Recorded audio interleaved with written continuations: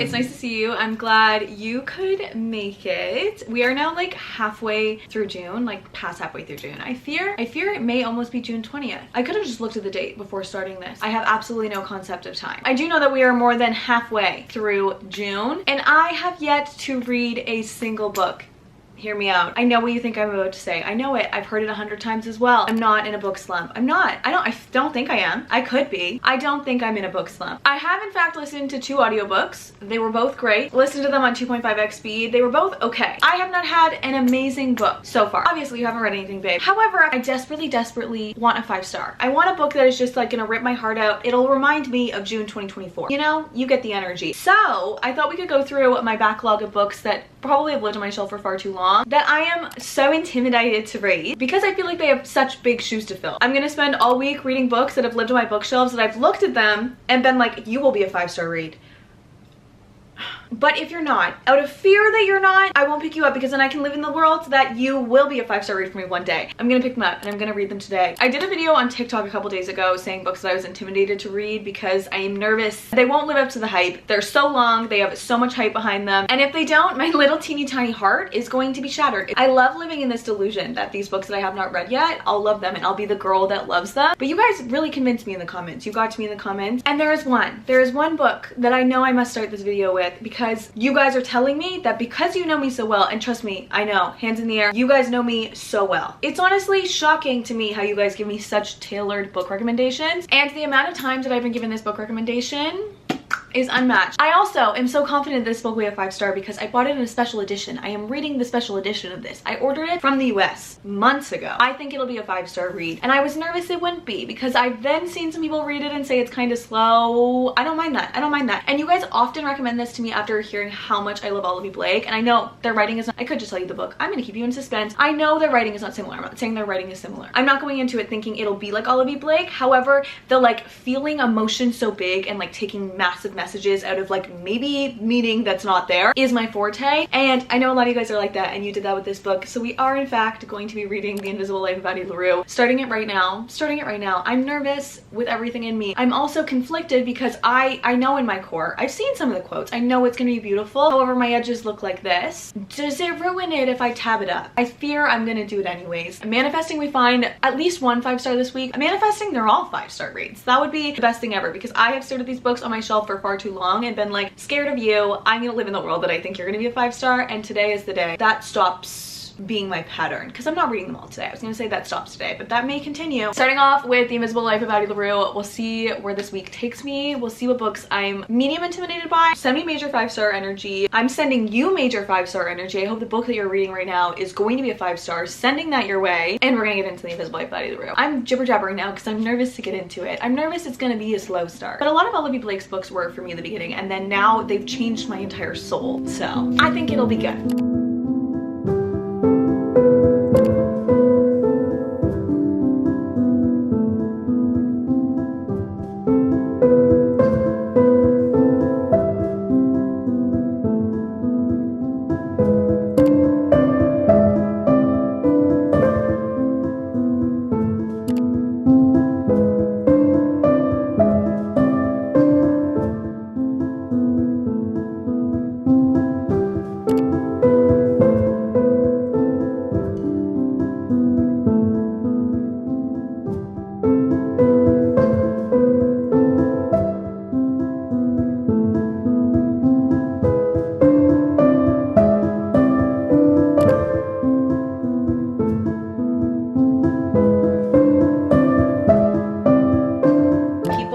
She looks. She's never seen so many of them, let alone ones that she does not know. They are a sea of strangers, unfamiliar faces and unfamiliar clothes, with unfamiliar voices calling unfamiliar words. It feels as if the doors of her world have been thrown wide, so many rooms added to a house she thought she knew. And by the time they return home, she will already be a different version of herself. A room with the windows all thrown wide, eager to let in the fresh air, the sunlight, the spring. And I am only on page 21. I fear my highlighter will run out. As much as I was clearly kicking myself about not picking this up sooner, I feel like this was the perfect time for me to pick this up. The writing in this is from the gate so freaking beautiful, so gorgeous. I've annotated so much of this book. There's something about this type of writing, I don't even know how to explain it. Like Olivia Blake writes like this. I've gotten the same like emotion from writing from Ashley Poston. I don't even know what I would characterize it as, but it is flowery. Like instead of just saying something to the point, it is just written in a way that is just like so beautiful and like larger than life and like romanticized, for lack of a better word. I do think I'm reading this at the right time because we're following Addie LaRue through like this 300-year span. I feel like I kind of had an idea of what this book was about, but now that I've read it, now that I'm like this far in, it's solidified. I get it now. Like the wires have connected because we're following her through 300 years, if I'm not mistaken. I think somebody commented on my video that it was over 300 years. We're jumping through time a lot. Like we're in present time and then we go back to a memory that like in the tiniest way ends up relating to something. And I feel like with this writing, I've had this with Olivia Blake in the past. If you've watched my Olivia Blake video, Masters of Death ended up becoming one of my favorite books of all time. That book has probably shaped me more than any other book that I've ever read. I took so much meaning out of that book, but the first half of it, I was like, I have no idea what's going on. I'm enjoying it. I like the writing, but like truly no idea what's going on. And I feel like because I've read stuff like that now, I know going into books that immediately feel like that, it's not about like deeply trying to understand it. I feel like one of my toxic traits is I try to like solve things as I'm going. Like I want to see where they're gonna go versus like just taking the wave. And with books like this, you have to ride the wave. Like you have to just like be in the emotions with the characters. Like however the writing makes you feel, just feel it and then it'll all come together in the end. Or so I'm hoping. But I feel like writing like this and stories like this that feel like impactful and important, they kind of have this like riddleness to them. Like you don't understand why you're reading when you're reading it until you do. We don't totally understand how or why at the point that I'm at yet, which is literally 20 pages in. But I was pretty sure I knew what this book was about and I was pretty much right. So I feel like I can kind of share now. She makes a deal with someone, kind of like a deal with the devil kind of thing. She sells her soul. She's already talked about her birthday and said that in the 23 years that she was aging, every single birthday felt like a bad thing, felt like a scary thing growing up and aging. So she has made this deal, she has sold her soul, and I'm assuming she's gonna live forever. She's living much longer than she probably should have, but every deal has a price. And in turn for selling her soul, everyone that she meets, every relationship that she builds, they will forget her. Everyone who ever sees her, they will forget her. The moment that they close their eyes, as soon as the moment is gone, they will forget her, so she can't form meaningful relationship. And she's just kind of going through life as a ghost, introducing herself however she sees fit in the moment. I still feel like I don't totally know what I'm reading. Like I have no idea where it's gonna go, but I'm loving it so much. I fear my highlighter is gonna run out of ink. I fear I'm gonna be lost in this story, and just the way that the writing is already making me feel is just, I'm obsessed with it. My expectations have skyrocketed, if we're honest.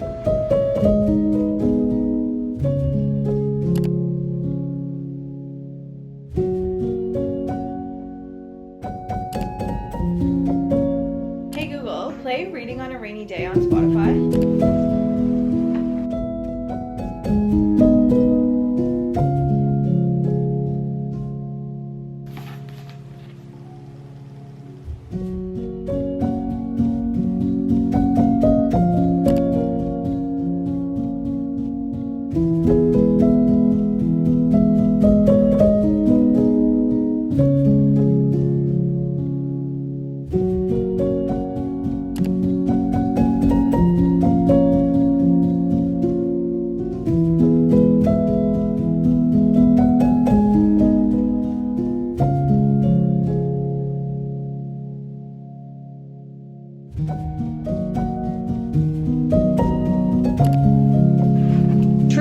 Not to sound dramatic, I'm 130 pages in and I fear I have absolutely no idea what this book is about or what is going on. Don't get me wrong, vibes immaculate, writing amazing. What's the story?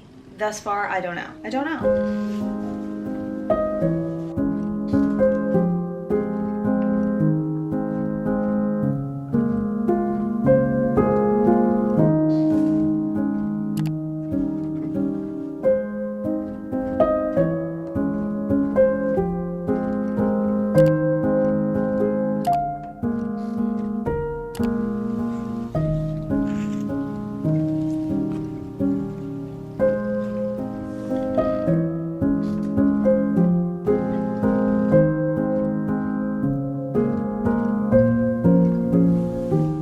Been a couple days, but I am halfway through now. I'm assuming I reached like the illustrated portion of the middle. Like I'm assuming it must be the middle, right? It like why would it not be exactly the middle, you know? And I'm over explaining again. I am honestly realizing right now as I'm sitting down to film this, like while I'm trying to think and articulate my thoughts, that I am in fact very fucking invested. I'm very invested. I will say, prior to like maybe even 40 pages ago, make a sentence make sense. Literally, that was not a complete sentence. Up until about 40 pages ago, so prior to 40 pages ago, I had no idea what this was about. Don't get me wrong. I don't mean that in the like, it's so hard to understand or like, I'm so bored, I can't grasp what's going on. I mean simply, there was no direction. I don't, again, mean that in a negative way. I mean that in an overwhelmingly positive way. However, I fear the words don't give that meaning. When I said I was thinking about reading this, somebody commented like literally yesterday, and I was in the middle of reading when I read the comment because like, let's be honest, obviously got distracted on my phone.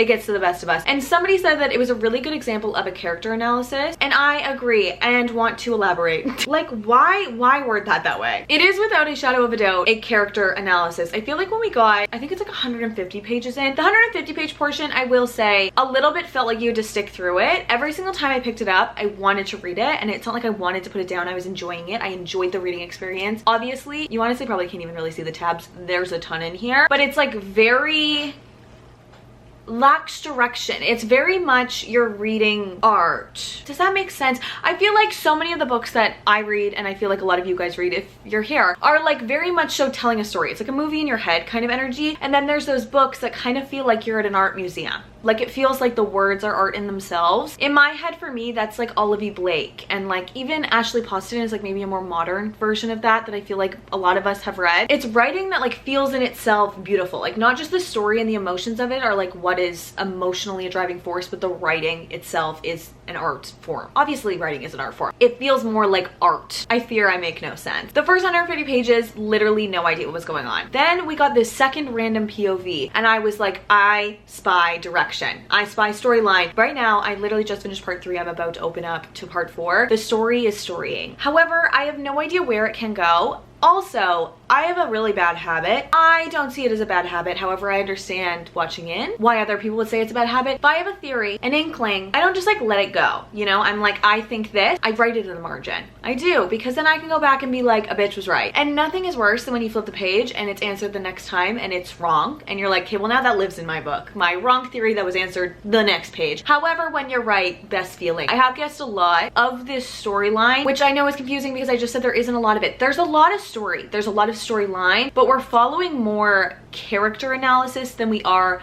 straight up plot. However, the character analysis is so tightly tied to the plot. I feel like I have such a better understanding of what people mean when they synopsize this book now. It is truly this story of her selling her soul and why she has been alive for these 300 years. Meanwhile, absolutely no one can remember her. It is heart-wrenching, but it is also like confusing because so many times you're like, why would you stick it out this long? I also find the way that this is written, there's absolutely no holes so far, and I'm looking for them because I think like that. Don't mean it in a negative way. The storyline is unlike anything I've ever read. Like, I can't think of anything to attribute a very similar storyline or like character arc existence to. And in my head, I am constantly thinking what I would be like if I was Addie LaRue. Like, you can't get a job because they don't remember you. You can't open a debit card because you can't write down your name. Like, I am trying to find things that are holes that are in this existence that she has lived 300 years. Every time that we are in a past timeline and she is in Paris and she's trying to find somewhere to stay for the night, and I'm like, yeah, I get it. It would be so hard. I'm trying to find a way to do it. I'm rambling. The moral of that story is I feel like the writing, the story, it is so incredibly well thought out considering there's not a ton of it. But I don't mean that in a bad way. Like, it really, it's not boring.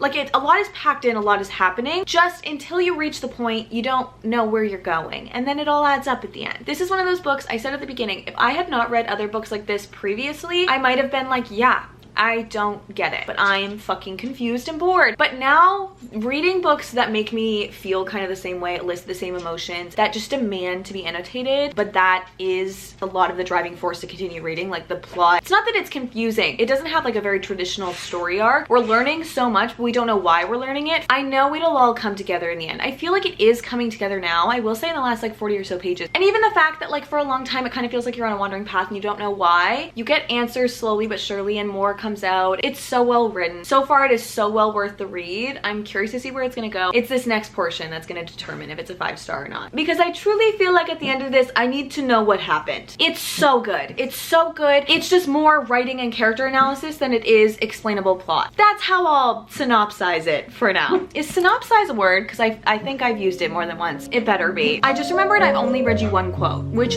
feels like to me like I could read you another one and I wouldn't be overdoing it. And when he kisses her, he tastes like salt in summer, but it feels too much like a punctuation mark. And she isn't ready for the night to end, so she kisses him back deeper, turns the period into a question, into an answer.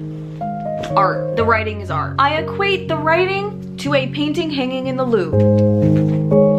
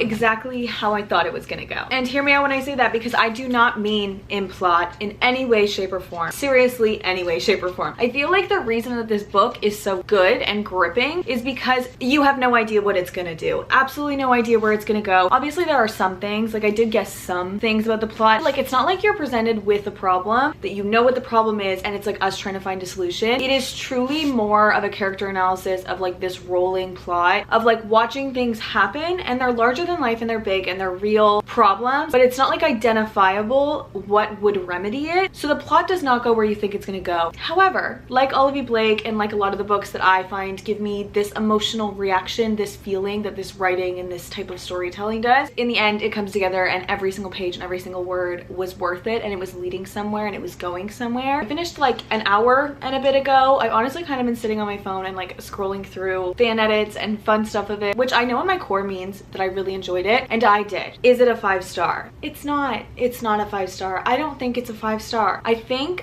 it's a 4.5, 4.75. I think it is. I want it to be a 5-star. Like, I want this book to have been a 5-star for me. However, I don't think I can give it in good faith a 5-star. It wasn't a 5-star read. It was beautiful and it was amazing and it was so well written. It felt as long as it was. It felt long. It took me like a long time to get through, and it's super slow, which I don't mind. And I don't think that should deter anyone who wants to read it. It's such an enjoyable reading experience. It doesn't give you that same like action feeling of like waiting for something to happen. Everything kind of happens very languidly, and I feel like that's one thing about this that I realized like 100 pages ago that I thought was really interesting and I've never seen executed before, or maybe I've just never noticed it. Obviously, Addie's life, she's lived these 300 years. She's lived all over the world. We're time jumping between her past 300 years. Her world is huge. Her life is huge. Everything is huge. But the way that Adie expresses her emotions, or I guess the way V.E. Schwab expresses Addie's emotions, her made-up emotion, me talking about characters like they're real people, the way that she describes the way that Adie feels so deeply, and seemingly every single moment, every single piece of art, everything feels so big to Adie, makes this story and makes Adie feel quaint and cozy. It's very much so the equivalent of like a cozy fantasy to like a high fantasy in the form of whatever genre that you would call this. Like, literally, what genre is this? I fear I would have to look it up to get an answer. The writing in this is, again, like a character in itself. Like, it is,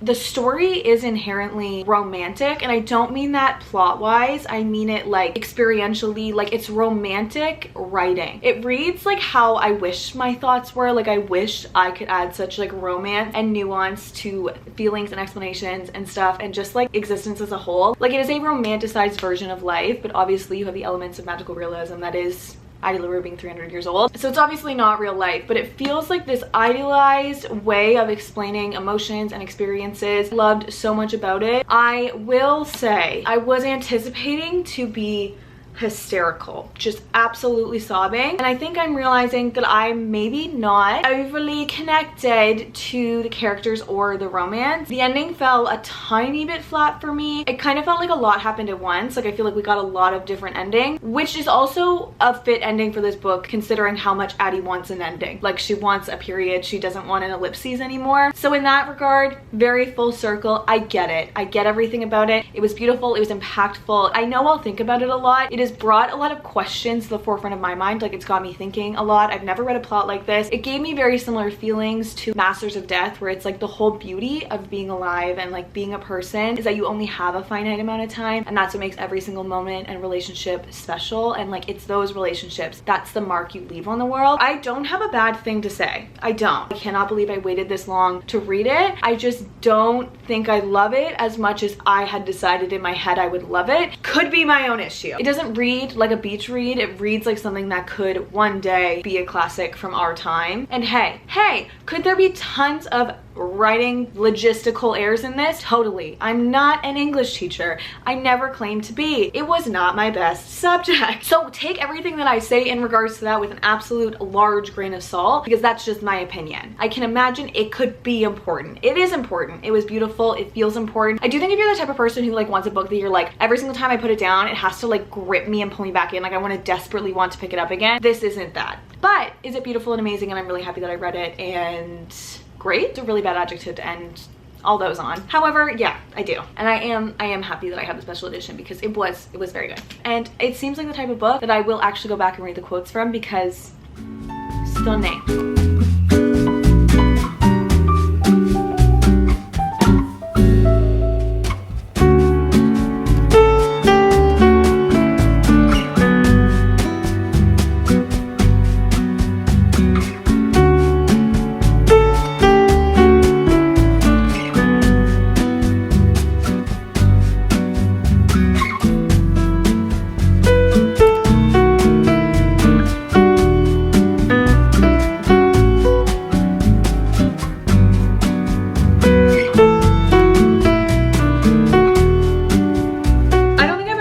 With like an actual glossary ever, and the fact that there is one this huge, this is like 20 pages of information that I did not take in. Did not. Fear this may include some rereading.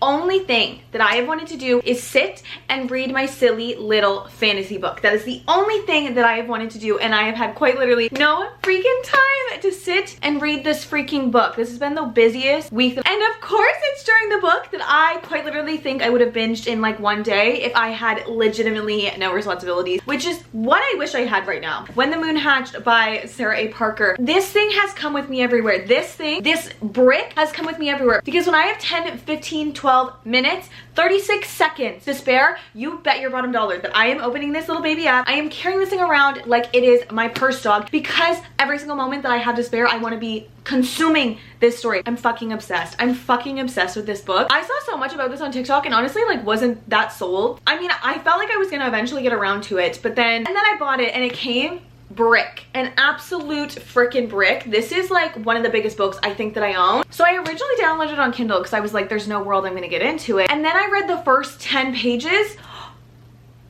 This is the fastest that I have ever consumed reading. Like I'm so fucking in love with this story. Okay, the glossary at the beginning of this book, nuts. It's like 25 pages long. I did watch this girl's TikTok. I'm gonna link it down below, but it looks like this. Before I even got into this, it came on my For You page and I knew I was gonna be starting it, and it basically, like, in summary explained everything you need to know so you could skip through the glossary, which I am so thankful for because I swear I did kind of read it and I had grasped absolutely zero of the knowledge. But I feel like the first like 20-30 pages sets this up. So this is such a well done. It's so well executed so far. The main character and the main point of view that we're following, we do get a lot of multiple POVs, which like are executed to perfection so far. We're on this world that, from what I've gathered, I could still be 100% wrong, but I'm gonna attempt to tell you. This world is fixed, which means it's not spinning. The sun is like kind of like up here near the top. So there is the burn, the fade, the bottom, I think it's called the freeze, and the shade. The burn is like always extremely hot. The fade is like kind of that like middle portion that's like there's snow, but it's like kind of a safe temperature.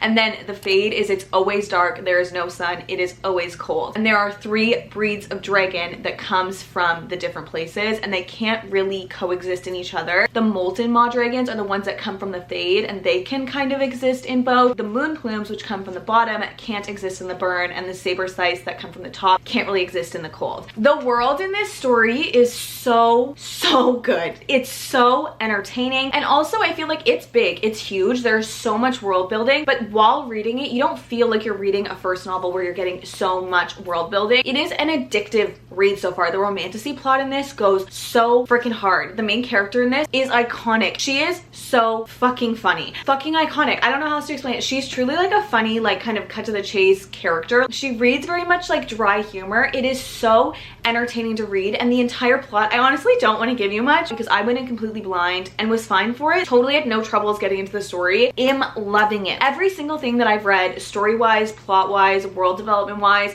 to me has been perfect. Is there a chance that I haven't been paying attention and there's plot holes or like the world, there's some misses? Totally possible. However, from my point of view, nothing. It's perfect so far. It's perfect. Something would have to go seriously wrong in the last 250, 300 pages that I have left for this to not be a 5-star. Every single time that I have sat down to read this, I have not looked at my phone a singular time. I have been like desperately trying to read as much as I can. The characters, the plot, the story is so good. I truly don't know what more we could ask for. Like, we have an amazing main character, we have an amazing cast of characters, we have amazing love interests, we have dragons and bonding with dragons. It's very much so like dagger to the throat, enemies to lovers. Obsessed with where this is going. I'm so lost in this. It feels like I'm reading a 200-page book. Doesn't feel long at all. I don't want it to end. This is the very first day that I've just had to like just sit and just read. I did start reading this morning. I did read like, I want to say 250 pages this morning because I couldn't put it down. I didn't do anything because I was like, I want to sit here and read this and absorb all of this story. I honestly don't even think if I tried to explain the story that I would do it justice. Like I'm obsessed.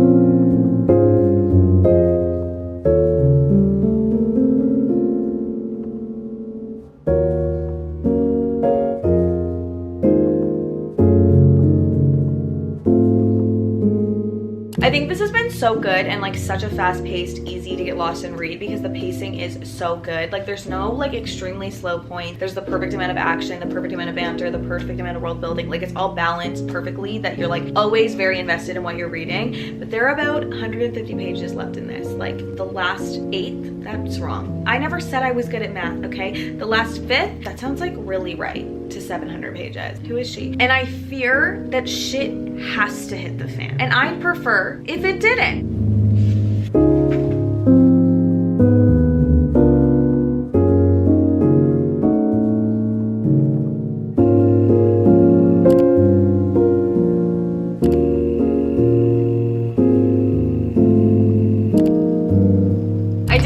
When the Moon Hatched like 2 days ago now, and I feel like I know in my core that I was just extremely overwhelmed and like obsessed and wanted to finish it the last time that I talked to you guys, and then I without a doubt did not explain the concept or world of this literally in the slightest bit. We're following our main character, Rave, in this world that is truly unlike anything that I've ever read. Did she reinvent the wheel? Probably not. But I definitely haven't read as much fantasy as other people out there, and I found this really new and exciting. The world to me is so interesting. The whole like prologue story of this is that there are there are five gods. At first there was only the god of the ether, the god of the space, and then came the god of fire, the god of wind, the god of land, and the god of rain, and they created the world that this book takes place on. And their prized possession, their baby, the thing that they are so proud of is the dragons. The whole hierarchy of the society is based on which god songs you can hear. So if you can hear the god of fire song, you wear a red bead. If you can hear the god of rain song, you wear a white bead. And then if you can hear nothing, you're a null. They're living in a very tyrannical society. It's not the best conditions. And our main character, Rave, is working with a rebellion group to try and change this world and make it a better place, when she finds herself in a very bad situation and saved by a very unlikely person. I feel like I know I sound crazy every single time I try and describe like a fantasy world, but I feel like that's the best that I can do it. In terms of rating and where I am going to put this book and where it lives on my pedestal in my head, I was thinking of giving it a 4.75, and I just, in my heart of hearts, could not find a reason or a thing that was making me give it a 4.75 over a 5. This is a 5-star read for me. I loved this with everything in me. It was the most captivating book that I've read in so long. There's something that only a fantasy book can do that can have you like so gripped and so lost in the story that you like do not want to put it down. Like I can have a romance book that I am so obsessed with, and 9 times out of 10 I'm still like, yeah, I could put it down for a second and do something else, and I could not put this down. Right when I was like about halfway through this book, I searched When the Moon Hatched on TikTok because I wanted to see what the dragons looked like, because obviously, and I will say I probably wasn't picturing them how they were supposed to be pictured in the first half of this book, but I started getting so many reviews of this book on TikTok, and I hear and see a lot of criticism about this now, and a lot of people who didn't love this, and I feel like that's where my mind is coming from, that I'm like, was it not a 5-star? But in my core, in my reading experience, in how much I've thought about this, this was a 5-star read for me. I think that if you're thinking about reading this,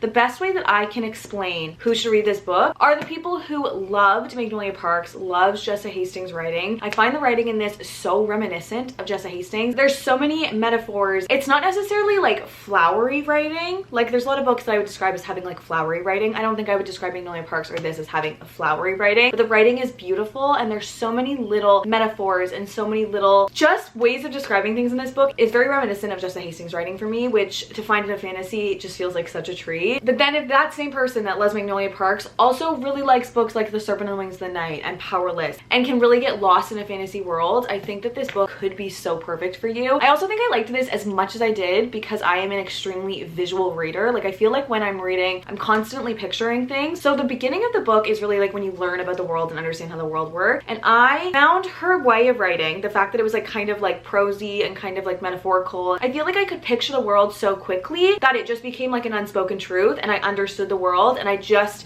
was experiencing this story on the world. The fact that the next one doesn't come out for over a year is ripping my heartstrings out. Like these characters live rent free in my head. I don't even want to say who the male love interest is. Like I want you to figure it out on your own, because I didn't know going into this, and I was confused who it might be. Like I was like, is it gonna be him? This is a romance book type of love. Like the love in this book runs so hard. If your absolute favorite book in the world is like Fourth Wing and like a crazy action-packed fantasy, this kind of lies like under that. It's not crazy action-packed. It's like way more character driven, but the world is still so unique and so cool. I feel like this couldn't have been done in less pages. Like the fact that it's so character driven, and we have this main character that is literally and proverbially covered in scars. I'm really hoping that we see a lot more with the dragons. I will say that I have not read a lot of dragon books, and it did kind of feel in this like they were sentient ubers. Like they didn't play a huge role in this yet. Like their bonds didn't play a huge role yet, but like for the first book in a series, like I'm so excited to see where this goes. Today is July 1st actually, which means it's Canada Day here, and I really was gonna sit down and do a ton of work, and I've just been in a slump, like a life slump, but I've just been like not in the best headspace, and I'm trying to get out of it. But I told myself that once I finished that, I was gonna like set aside reading for a minute and like really do some work. I mean, I don't know if you guys have noticed, I've been really MIA on all my pages recently, which is not my favorite thing in the entire world, but I hate trying to show up on TikTok and sitting down and film something and being like, my personality's not on. It's not on, and I can't fake it. So even though I told myself that I was gonna do work today, I think think I'm gonna take one more day to just like kind of chill. It's Canada Day, it's a holiday here. I feel like I can take it off. And I think that I want to go into a novel love story by Ashley Poston. When I started this video, I didn't even think this was gonna come out by the time that I ended up being done this video. In my heart, in my core, I have such a feeling this is gonna be a 5-star read. I do not have an Ashley Poston book so far that is not a 5-star read. I've heard such amazing things about this. I've heard so many people say this is Ashley Poston's favorite book so far. I'm so excited to go into this. This was written for the book girlies. It's literally the story of a girl inside of her favorite romance novel. And if I'm so completely honest with myself, I don't think I can do anything until I know what I think about this book, until I have consumed it. I, a girly obsessed with reading and obsessed with reading romance, am excited to dive into the head of this character that is going into her favorite romance. Like, you can't tell me that is not the perfect book setup you've ever heard in your entire life.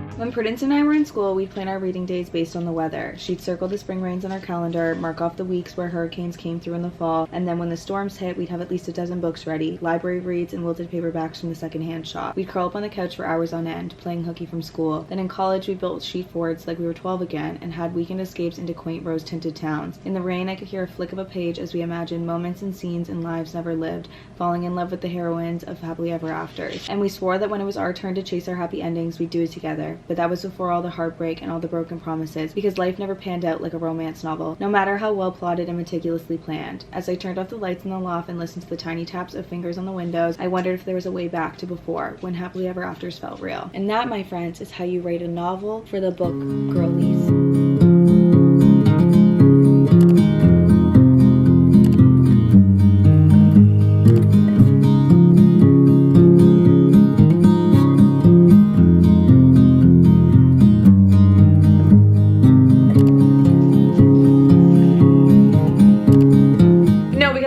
Feel like a love letter to romance readers, and there's truly no better way that I can describe it. I am just under halfway through a novel love story. I'm 158 pages in of like 340, and can I just say that it is going far too quickly for me to have waited this long for this to come out and then have to wait at least another year for another page, sentence, word from Ashley Poston. I am trying to savor this with everything in me. Our main character Elsie has kind of given up on her own happily ever after some stuff that she has gone through, and her whole mentality is like, it's fine, I don't ever need to experience that kind of love again, because with that comes the pain. So I'm just gonna continue reading these grand gestures, this big love in my romance novels, and I will be okay. The thing that she looks forward to every single year is the book club cottage trip that her and all of her book club buddies go on, but life has happened, everybody's kind of growing up, and no one can go this year except for her. And she was like, I probably shouldn't go, like I shouldn't do this 16-hour road trip by myself, but like I kind of think I have to, because this is the only thing that I have in my life that is making me happy. She decides to go on this road trip all by herself, but when the weather gets really bad, she ends up pulling into this teeny tiny little town, which she realizes the next morning is the town of her favorite romance novel. The way that Ashley Poston writes, it's just every single time, it just feels so emotional and beautiful in a way that I can't explain. It feels lyrical, it demands to be annotated, and this is no different so far. I will say, like, the magical realism element of this and the fact that all of these like fictional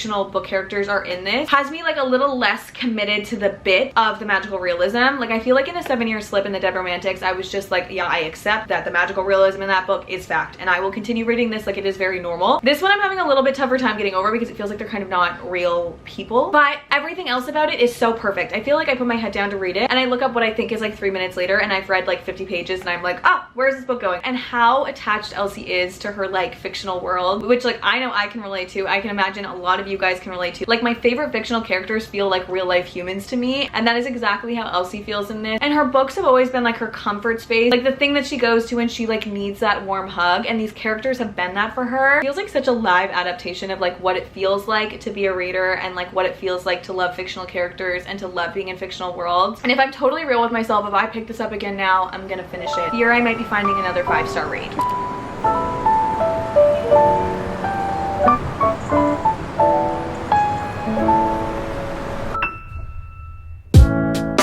You ever realize you're smiling at words on paper?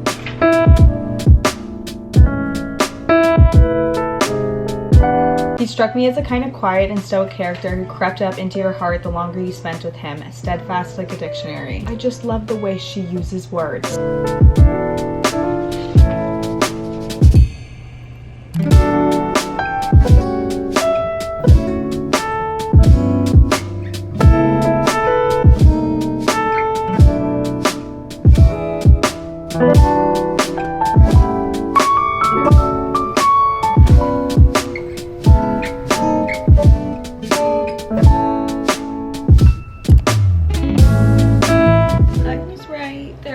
Tears.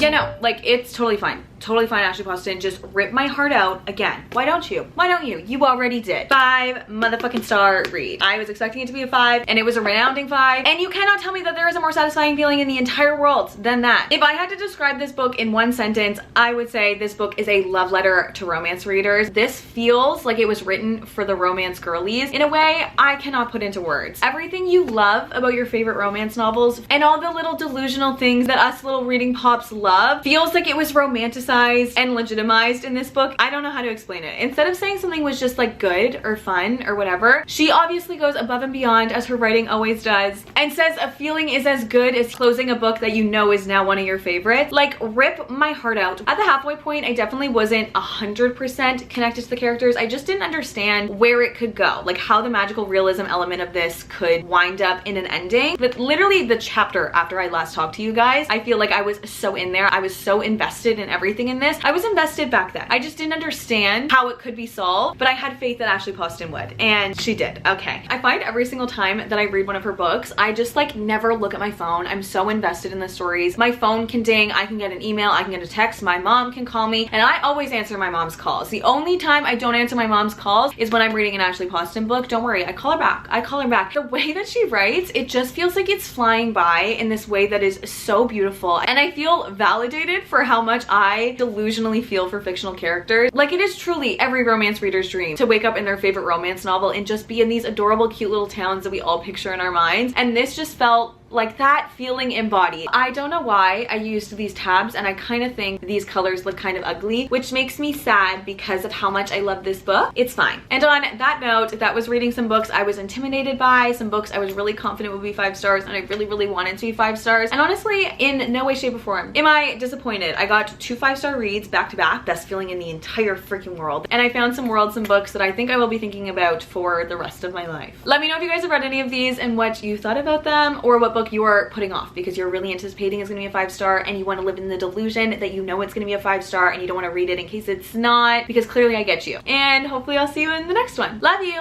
Bye. I will be thinking about all of these fictional characters for the foreseeable future.